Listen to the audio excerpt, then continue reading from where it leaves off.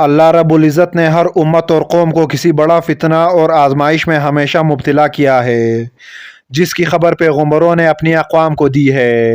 امت محمدیہ کے لیے ایک بڑی آزمائش وحشی اور درندہ صفت قوم کے خروج کی شکل میں لکھ دی گئی ہے، جس کے وقوع پذیر ہونے میں کوئی شک نہیں۔ آخری نبی محمد صلی اللہ علیہ وآلہ وسلم نے احادیث مبارکہ میں اس فتنے کی خبر نہایت ہی وضاحت کے ساتھ دی ہے۔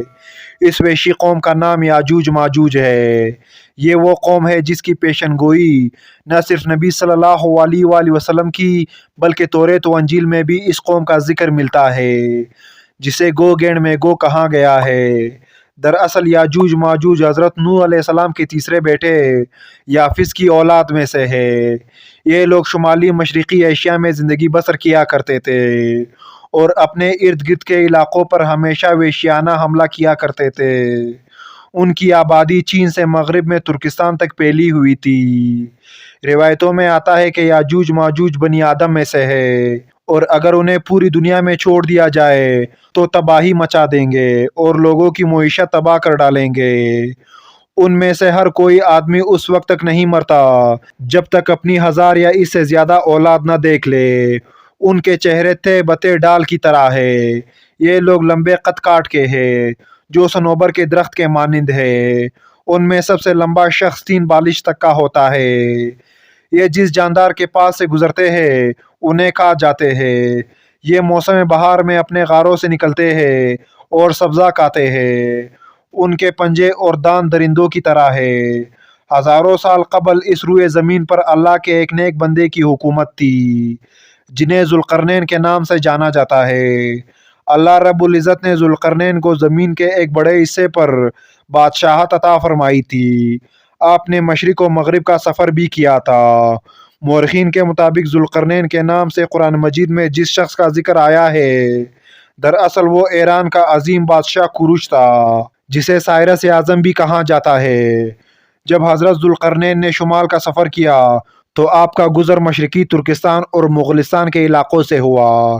یہ علاقہ 2 عظیم پہاڑوں کے بیچ آباد تھا اور پہاڑ کے اس پار یاجوج ماجوج رہا کرتے تھے۔ ان لوگوں نے ذوالقرنین سے یاجوج ماجوج کے فتنے کی شکایت کی اور کہا کہ یہ قوم بار بار ان علاقوں میں حملہ کر کے فساد پھیلاتے ہیں۔ لہٰذا حضرت ذوالقرنین نے اس سرکش قوم کی الغار سے حفاظت کی خاطر ان پہاڑوں کے درمیان ایک مضبوط دیوار تعمیر کروائی، جو لوہے اور پگھلے ہوئے تانبے سے بنائی گئی تھی۔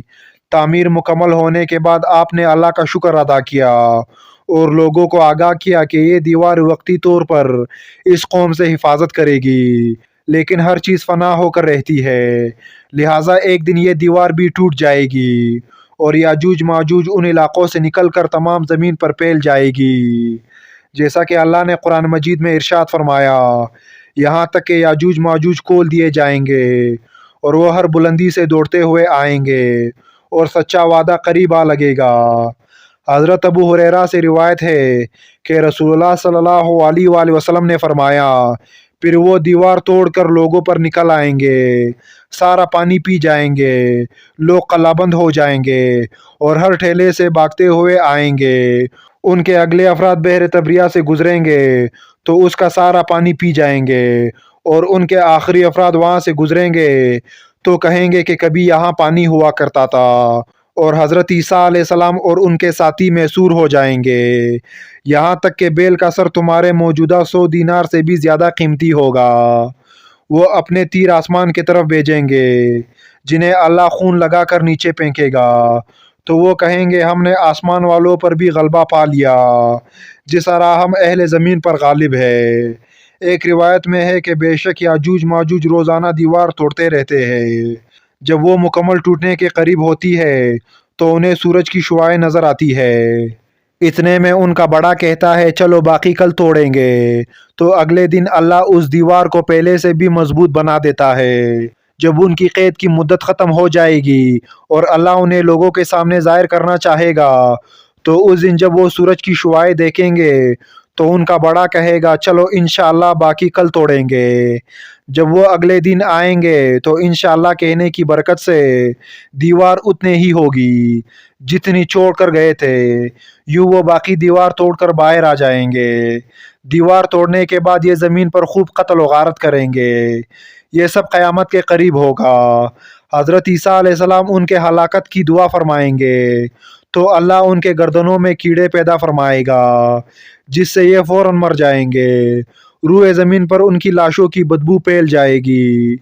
پھر اللہ ایک قسم کے پرندے کو بھیجے گا جو ان کی لاشیں اٹھا کر جہاں خدا چاہے گا وہاں پھینک آئے گا۔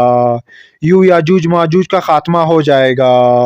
مورخین و محققین کے مطابق سرزمین قفقاز میں دریائے خضر اور دریائے سیاہ کے درمیان ایک پہاڑوں کا سلسلہ ہے جو ایک دیوار کی طرح شمال اور جنوب کو ایک دوسرے سے الگ کرتا ہے۔